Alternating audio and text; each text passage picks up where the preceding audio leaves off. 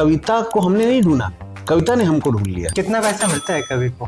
अब पिताजी को कानपुर में हार्ट अटैक पड़ा। सिद्धू यही कहता था, देखो इसके पिताजी कल एक्सपायर हुए। कभी भी ये मत सोचें कि यार ये हम छोड़ के ये कर लेंगे। हाँ। नहीं, जो आप कर रहे हैं वो करते करते ये करिए। हाँ। छोड़ के करेंगे बहुत जल्दी डिप्रेशन में आ जाएंगे। बिल्कुल। रंगबाज क्या है? ये रंगबाज ना वेब सीरीज में बड़ी गंदगी परोसी जा रही है। रास्ते नहीं बताते, कितना जुनून था तुम में, मंजिल पर पहुंचने वाले को जानते हैं। ये क्या बात है ना। कविशाला में आप सभी का स्वागत है। बातचीत के दौरान हम प्रयास करते हैं कि जिन व्यक्तित्वों को देखकर हम प्रोत्साहित होते हैं, जिनसे कुछ ना कुछ सीखते हैं, उनकी जो यात्राएं हैं, उनकी जो जर्नी है आप तक पहुंचा पाएं। इसी श्रृंखला में आज हमारे साथ हैं अनिरुद्ध सर। बहुत बहुत स्वागत है कविशाला में आपका। Thank you. जो कि आपको लोग अलग अलग जो आपके रूप हैं उनके जरिए जानते हैं। कभी लेखक के रूप में, कभी कॉमेडियन के रूप में, कभी कवि के रूप में। तो आपकी जो एक्सपर्टीज है उसमें जाने से पहले मैं आपकी यात्रा की शुरुआत कहाँ से होती है, आप कहाँ से बिलोंग करते हैं, आपकी संक्षिप्त में अगर आप जर्नी आप किसी भी वर्टिकल में कवि बनने से पहले या फिर कॉमेडियन बनने से पहले तक की यात्रा क्या है, कहाँ से बिलोंग करते हैं, क्या है आपकी यात्रा?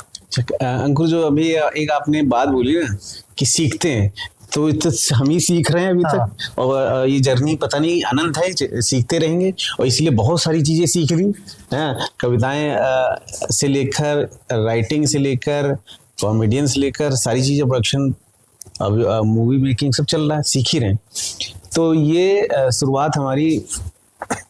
अच्छा, एक आपका इस सवाल में एक सवाल छुपा है, मैं उसका जवाब देना चाहता हूँ। पता नहीं क्यों मैं पहले से तैयार करके बैठा था कि लोग कहते हैं ना कि आपको कविता कहाँ से आई, कैसे शुरुआत की आपने।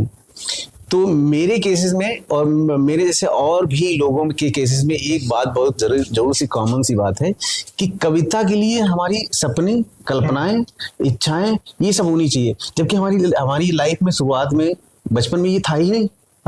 तो कविता को हमने नहीं ढूंढा, कविता ने हमको ढूंढ लिया। कविता हमारी फैमिली में आ गई या मेरे तक पहुंच गई, ये खुद में एक बड़ा मतलब सवाल है कि हम तो उस फैमिली से आते हैं जहां पे रोजमर्रा की संघर्ष चल रहा है। रोज लोग कमा रहे हैं, खा रहे हैं, उनको दूर दूर तक लेना देना ही नहीं कविता और कॉमेडी सबसे लेना देना। वो तो अंदर से था, इनबिल्ट था। तो सन 2000 से ही कुछ लिखना पढ़ना शुरू किया, कवि सम्मेलनों में जाना शुरू किया, और फिर आपके कुछ जागरण, जैसे चलता जागरण में पैरोडी वगैरह लिख रहे थे। उस समय ये नहीं मालूम था ये कविता है या इसको कोई एक करियर के तौर पर आगे बढ़ाया जा सकता है। तो वो जर्नी धीरे धीरे वहां से स्टार्ट हुई और कवि सम्मेलन में जाने लगे, कविता पढ़ने लगे। और कविता भी मेरी जो पैटर्न था वो कॉमेडी में ही था। तो वो क्षणिकाएं थी और जो रोजमर्रा में हम चीजें देखते थे वो वैसे वैसे बोल देते थे। फिर एक समय आया लाफ्टर चैलेंज 2008-9 में, और इतना अवेयरनेस नहीं थी हमारे यहाँ, क्योंकि टीवी नहीं था, केबल नहीं था, मुझे नहीं मालूम था कितना बड़ा शो है और इतनी पॉपुलरिटी है। और उस समय उन दिनों हम राजू श्रीवास्तव के पिताजी जो थे, हमारे लेजेंड राजू श्रीवास्तव जी अब जो रहे नहीं, मेरे बहुत दिल के करीब थे। और मेरे ख्याल से स्टैंड अप कॉमेडी के अगर कोई देखा जाए पुरोधा, या मैं तो कहता हूँ भगवान हमारे लिए। तो हमारे कानपुर से हैं, क्योंकि मैं कानपुर से आता हूँ, मुझे उनसे बड़ा लगाव था। उनके पिताजी बलई काका तो कवि सम्मेलन में आते जाते थे, तो मेरा उनसे वैसे ही एक कनेक्शन बन गया और धीरे धीरे मुलाकात होने लगी। और उन दिनों वो लाफ्टर चैलेंज कर रहे थे। तो लाफ्टर चैलेंज के दौरान वो जो कुछ भी करते थे वो मुझे बताते थे। कानपुर जब भी आते थे यही कर रहा हूँ, उनको आइडिया हो गया था इस लड़के के अंदर कुछ ना कुछ तो कॉमेडी है और वो अच्छी चीजें बता देता है। तो फिर इसके बाद हमारा लाफ्टर चैलेंज 2008-9 में एक मित्र हैं, उनका जाना हुआ। तो उन्होंने मुझे अपनी सहायता के लिए बुलाया कि यार कुछ मेरी हेल्प करो कंटेंट के लिए। तो मैं हेल्प करने के लिए पहुंच गया। अच्छा। मुंबई। मैं खुद के लिए नहीं पहुंचा था, क्योंकि मैंने देखा ही नहीं था लाफ्टर चैलेंज होता क्या है। तो वहां पहुंचा हूं मुंबई में हेल्प करने के लिए, और उनका नहीं हुआ, मेरा हो गया। तो ये जब डेस्टिनी होती है ना, लिखी होती है, तो ऐसी ही होती है। बिल्कुल, आपने डेस्टिनी का जिक्र किया। एक अभी बातचीत में मुझे लगता है कि जो जिज्ञासा हो जगी कि हम लोग यूपी से बिलोंग करते हैं और यूपी बिहार वाले लड़कों को मोस्टली बोला जाता है कि डे वन से जो प्रोफेशनल कोर्सेज हैं जिनमें जॉब की सिक्योरिटी है उनमें फोकस करो, आप इंजीनियरिंग करो, आप मेडिकल करो, आप इन सब चीजों में फोकस करो। लेकिन जो घर वालों का रिएक्शन है कि आप एक ऐसी सिक्योर कोई कोर्स करके जिसमें जॉब की सिक्योरिटी है उस पर फोकस करो इंस्टेड ऑफ कॉमेडी या किसी क्रिएटिव वर्टिकल में जाने की वजह, तो आपके घर वालों का कोई मतलब एंटी रिएक्शन नहीं था कि इस वर्टिकल में मत जाओ? एंटी रिएक्शन तब होता जब मैं इसको करियर के तौर पे ले लेता या कुछ करियर छोड़ के इसको कर लेता। ऐसा तो था ही नहीं। बड़े बचपन के हिसाब से जो पढ़ाई वढ़ाई बहुत कम हुई क्योंकि बड़ी फैमिली थी, तो घर के काम में लग गए और जो अपना बिजनेस था तो उसमें लग गए, बहुत सारे और भी काम करते रहे। और ये जो कवि सम्मेलन का पैटर्न है ये हमेशा रात का रहता है। तो कवि सम्मेलन हम लोग काम के बाद चले जाते थे कवि सम्मेलन, और वहां से करने के बाद जो हम लोग को उस समय पेमेंट बहुत कम मिलती थी, ना के बराबर, तो मोमेंटो मिलता था, शॉल पहना देते थे। तो जब घर पे आते थे तो बताते थे आज ये सम्मान हुआ, आज ये मोमेंटो मिला। तो घर वाले कहते थे पैसा मिला कि नहीं कुछ, क्या ऐसे ही सब जाते हो, और ये बुजुर्गों के बीच में क्या कर रहे हो, ये सब क्या करो। वो ना हमें मालूम था ये करियर बन सकता है, ना घर वालों को मालूम था। उनको मालूम था ये शौक के तौर पर कर रहा है। और जिस समय से इससे पैसे आने लगे तो उस समय वो स्वतः छूट गया। और मैं ये नए लोगों को लिए भी बहुत सलाह देना चाहता हूँ कि कभी भी ये मत सोचें कि यार ये हम छोड़ के ये कर लेंगे। नहीं, जो आप कर रहे हैं वो करते करते ये करिए। छोड़ के करेंगे बहुत जल्दी डिप्रेशन में आ जाएंगे। बिल्कुल नहीं, बहुत जरूरी वो है। आपने अभी जिक्र किया कि कवि सम्मेलन में पैसा नहीं मिलता था। आजकल बड़ा जो भ्रम है या फिर संशय रहता है लोगों के अंदर, तो जो कि आपने दोनों तरीके की जो कंटेंट है, चाहे मंची हो चाहे टीवी के लिए हो, दूसरे तरीके दोनों तरीके का कंटेंट लिखा है, उसमें अंदर जाने से पहले कितना पैसा मिलता है कवि को? अब तो बहुत ज्यादा मिलने लगा। अब तो हम लोग जो स्टैंड अप कॉमेडी करते हैं या उससे भी ज्यादा मिलने लगा, उससे भी ज्यादा सम्मान मिलना, उससे भी ज्यादा ग्लैमर आ गया। और ये कुछ सालों में ज्यादा हुआ। और मैं इसका क्रेडिट हमारे कुमार विश्वास को भी देना चाहता हूँ, और दूसरा हमारा ये लाफ्टर चैलेंज का। लाफ्टर चैलेंज का जब क्रेज हुआ, क्योंकि लाफ्टर चैलेंज में मोस्टली कभी ही पहुंचे वहां पे, तो कभी थे तो वो ग्लैमर लेके कवि सम्मेलन में भी आ गए। कोट पहन के जाना, चमकीली शर्ट पहन के जाना, जूते पहन के जाना, होटल की डिमांड करना, पेमेंट की, फ्लाइट की, वो धीरे धीरे कवि सम्मेलन में भी आ गया। सोफा कल्चर आ गया। तो और ये जो मैंने आपको बताया कि ना कवि लाफ्टर में थे, उसका उदाहरण मैं ही हूँ। लोग मुझे भी कहते हैं भाई ये कवि नहीं है, स्टैंड अप कॉमेडी, जबकि मैं कहता हूँ, मैं अपने आप को बोलता हूँ मैं कवि हूँ। क्योंकि मैंने कविता से ही सब कुछ अर्न किया है, चाहे वो राइटिंग हो, चाहे स्टैंड अप कॉमेडी हो, चाहे कोई भी फैकल्टी जिसमें मैं काम कर रहा हूँ वो कविता ही है। उसका बेस कविता है। अच्छा, तो अलग है ये चाहे तो लाफ्टर का कॉमेडी हो, जो मंची हास्य कविता है, या जो जिस तरीके से यूट्यूब में आजकल मीम्स या व्यंग के जरिए कंटेंट रोटेट किया जाता है, कंटेंट फ्लो चल रहा है, तो क्या तीनों चीजें अलग हैं? किस तरीके से देखते हैं आप? ये बहुत अच्छा सवाल है। और ये इसमें मैं ये कहना चाहता हूँ कि लोगों को भ्रम है, बहुत से जो हमारी ऑडियंस है, जो हमारे प्रोग्राम कराती है, उनको लगता है कि ये जो हास्य कवि हैं या स्टैंड अप कॉमेडियन है या जो यूट्यूबर हैं, ये सब एक है। जबकि तीनों पैटर्न अलग है, ये तीनों लोगों की सोच अलग है, ये तीनों लोगों का कहने का तरीका, ऑडियंस, सब कुछ अलग है। क्योंकि हमारे अभी एक नई जनरेशन तैयार हुई है पिछले 10-12 साल से। ये तो विदेशों में बहुत दिनों से चल रहा है, लेकिन हमारे इंडिया में अभी यूट्यूबर जो कि प्राइवेट शो करते हैं 25 से 50 लोगों के बीच में, वो बहुत ही प्राइवेट बातें करते हैं। प्राइवेट शो मतलब प्राइवेट बातें। वो हम जैसे लड़के हैं नई एज के, तो वो उस टाइप की बातें कर रहे हैं, डबल मीनिंग इस टाइप के, जो मैं कहना नहीं चाहता, बहुत सारी चीजें।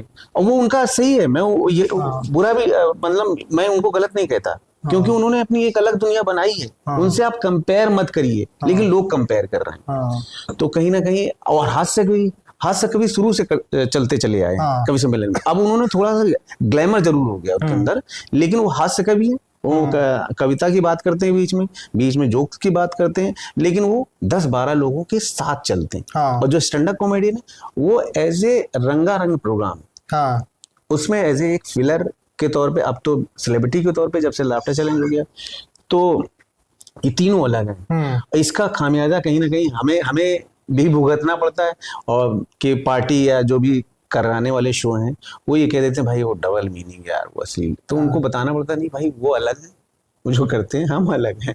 हम मासी लोग हैं, हमें 25-50 हजार लोगों को कैडर करना पड़ता है, उनको 25-50 100 आदमी चाहिए, तो ये डिफरेंसेस हैं। ओके अच्छा, एक चूंकि किसी की भी पहली किताब हो, किसी की पहली कविता हो या किसी की पहली फिल्म हो, उससे एक अलग तरीके का प्यार रहता है हमेशा।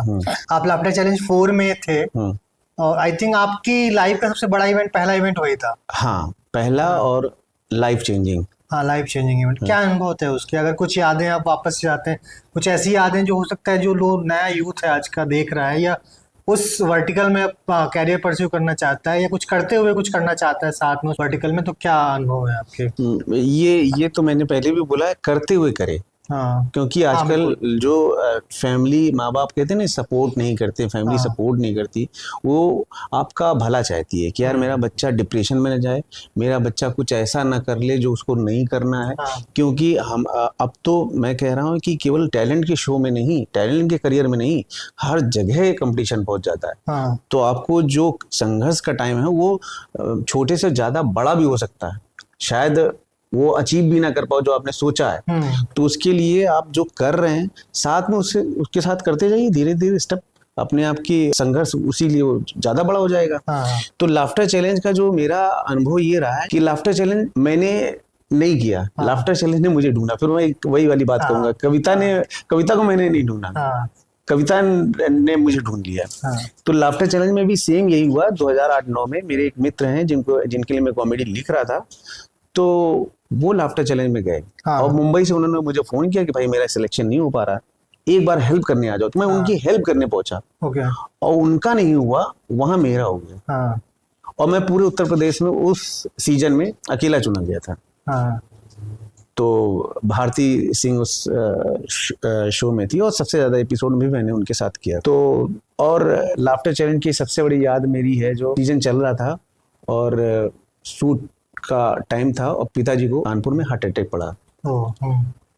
तो फोन आया, उस समय कुछ समझ में भी नहीं आ रहा था कि क्या करें, तो बस रोना चल रहा है। सब आर्टिस्ट, हमारे सब डायरेक्शन टीम, सब चैनल वाले सब परेशान हो गए कि अब तो ये बीच में शो छोड़ के चला जाएगा, हमारा पूरा फ्लो टूट जाएगा। लेकिन हमें फ्लाइट से तुरंत कानपुर भेजा गया उसी दौरान, शूट के दौरान, और पिताजी को अग्नि दी गई है और 2-3 घंटे के अंदर मुझे वापस फ्लाइट से मुंबई भेजा गया। शूटिंग चल रही है और मैंने जाके वहां पे कोट वोट पहन के तुरंत स्टेज पर, मतलब विदिन 4-5-6 घंटे के अंदर मैं स्टेज पर था।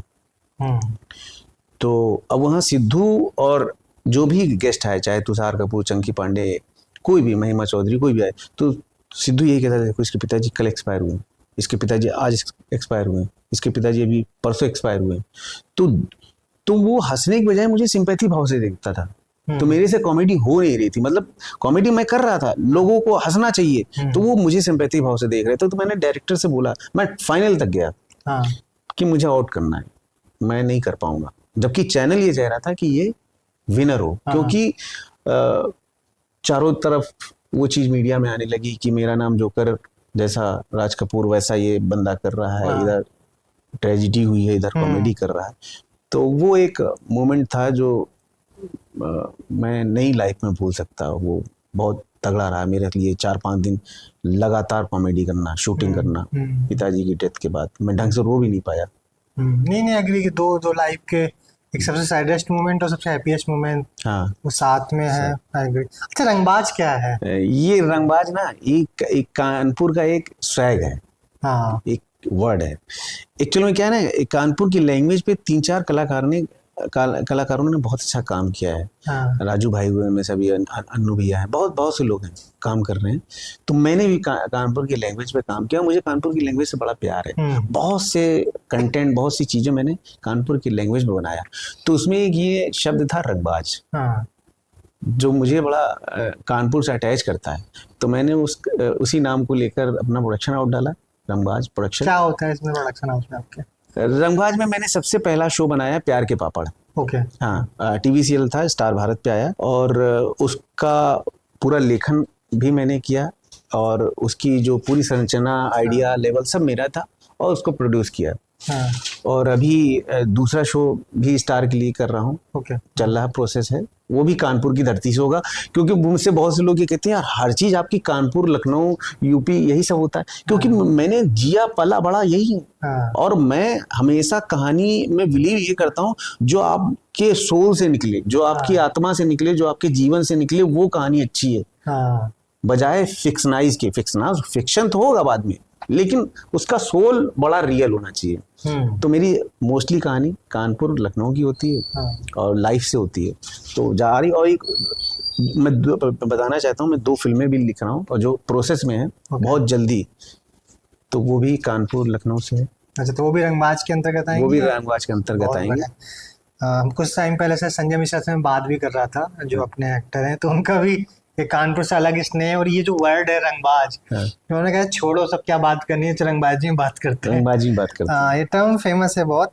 अच्छा, शायद हम कविशाला पे बात कर रहे हैं, आपकी किताब भी शायद रंगबाज नाम से है।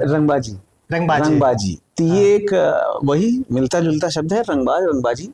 तो किताब का नाम भी मैंने रंगबाजी ही रखा है, और बहुत जल्दी उसको क्या कविताएं हैं, कहानियां? उसमें कविताएं हैं। और जिस तरीके की मैं कविताएं बोलता हूँ या कंटेंट होता है, वो हास्य कविताएं हैं। हास्य कविताएं हैं, कुछ क्षणिकाएं हैं। उसका एक पूरा जितना हो सकता है वो मैंने उसमें डालने की कोशिश की। फिर से हम कविशाला में बात कर रहे हैं, तो अगर कोई भी एक कविता आप जो भी आपको आपकी पसंदीदा हो, या फिर आपको लगता हो कि दर्शकों तक पहुंचनी चाहिए। अच्छा, तो मैं कोशिश करता हूँ कि एक दिन सुबह सवेरे तड़के, मैं एक कविता के माध्यम से ये भी बताना चाहता हूँ, बहुत से जो नए लड़के हैं वो बहुत ही मतलब जो सामने हैं उसको सीधी सीधी बात कह देते हैं और कह देते हैं कि ये कविता है।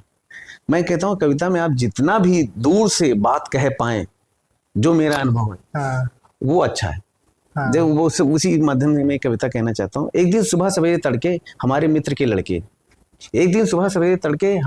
लड़के हमारे पास आए, हमसे बोले, अंकल हमें ये बताइए और समझाइए, मेढक कहाँ से आते हैं और कहाँ चले जाते हैं। मैंने कहा इसका बड़ा सीधा सरल है जवाब, राजनीति दृष्टि से देखेंगे तो समझ जाएंगे आप।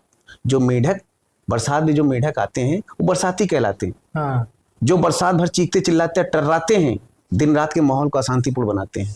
जिनकी पूरी बरसात मौज में कटती है, पर गरीब की झोपड़ी रह रह के टपकती है। बरसात प्रकृति का हिस्सा है, मगर बाढ़ और सूखे का भी होता है डर। इनको नहीं है इससे कोई काम, ये करते हैं पूरे साल आराम। इनको किसी और मौसम में देखना चाहोगे तो सही बता रहा हूं दोस्तों, ढूंढते रह जाओगे। ये अगले मौसम में फिर आएंगे, चीखेंगे, चिल्लाएंगे, टर्राएंगे, बाढ़ या फिर सूखा लाएंगे। बहुत शानदार है।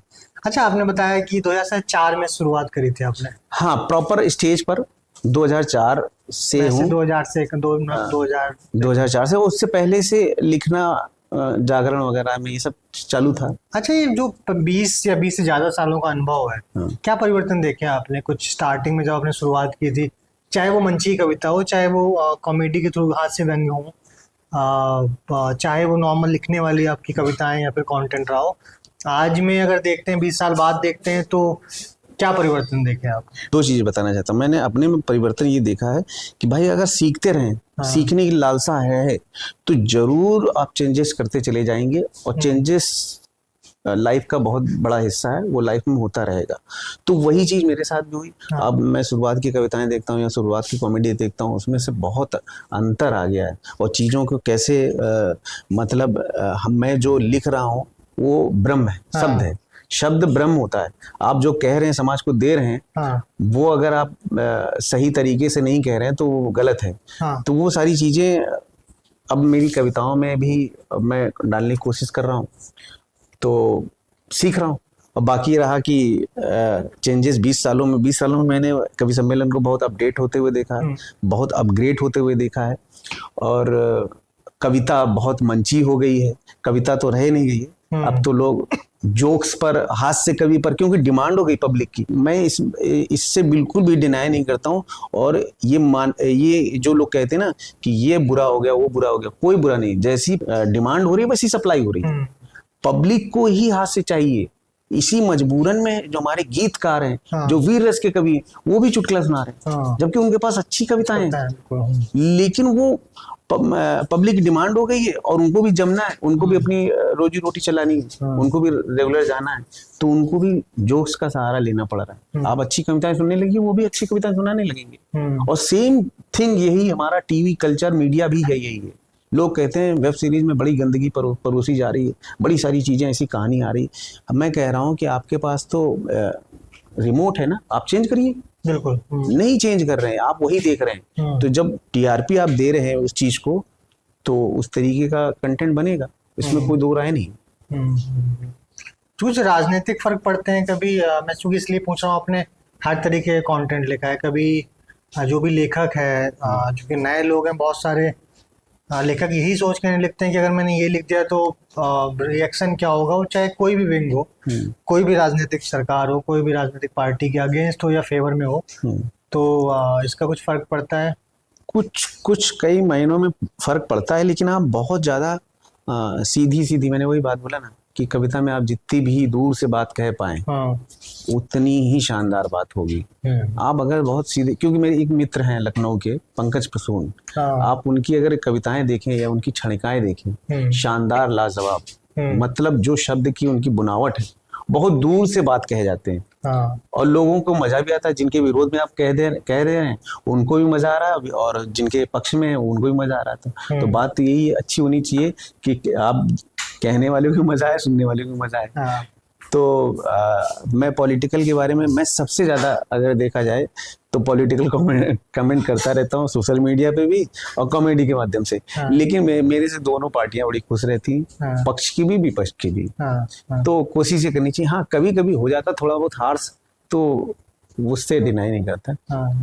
अच्छी बात की आपने। पंकज जी का हमने कुछ टाइम पहले एक इंटरव्यू भी किया था, उसमें भी बहुत सारी बातें हैं कि जिस तरीके से सरकार पे व्यंग करना है या फिर समाज पे व्यंग करना है, जो समाज की कुरीतियां हैं या फिर समस्याएं चल रही हैं। आपने इसके पहले जिक्र किया कि कॉमेडी का इन्वॉल्व होना बहुत जरूरी है, चाहे कविताएं हो, चाहे कोई और भी इंटरटेनमेंट का माध्यम हो या फिर कोई भी कंटेंट का माध्यम हो। जैसे हमने भी बहुत सारे जो स्पिरिचुअल लीडर्स हैं इंडिया में, बहुत सारे लोग कथाएं कर रहे हैं, भागवत कथा कर रहे हैं। हम लोग आजकल भागवत कथा में देखते हैं कि कॉमेडी, कथा से ज्यादा वो कॉमेडी चल रही होती है, क्योंकि लोग वही चाह रहे हैं। जबकि वहाँ पे भक्ति सीखने जाते हैं लोग, ज्ञान लेने जाते हैं, उनको उस चीज से मतलब नहीं है। सबसे ज्यादा देखिए वही लोग वायरल हो रहे हैं, क्योंकि कॉमेडी इनपुट है, उनको कोई सत्संग प्रवचन से नहीं लेना। मतलब आप जैसी डिमांड करेंगे वैसी सप्लाई होगी। आप अच्छा करने लगे, अच्छा देखने लगे, टीआरपी उसकी आएगी। लाफ्टर चैलेंज की टीआरपी थी, रामायण की टीआरपी थी, महाभारत की टीआरपी थी, तो लोग वो देख रहे थे, उस तरीके कंटेंट बन रहा था। आज हमारे लिए मिर्जापुर की टीआरपी है, तो मिर्जापुर बन रही है।